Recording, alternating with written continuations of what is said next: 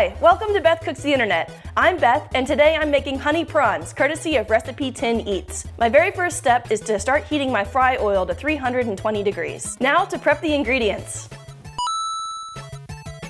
To prep the shrimp, first I'm going to hit it with about a half a teaspoon of salt, then dredge them one at a time in some cornstarch.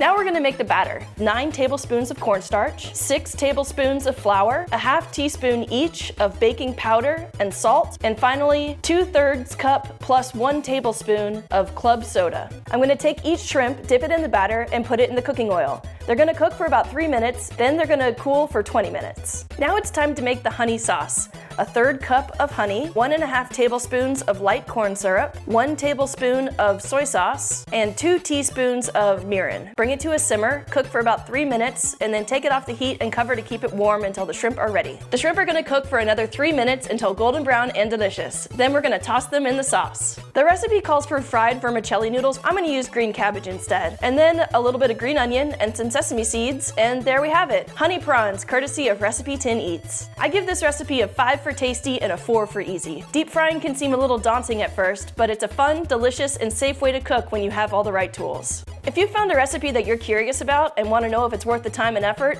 comment here or find me at bethcookstheinternet.com.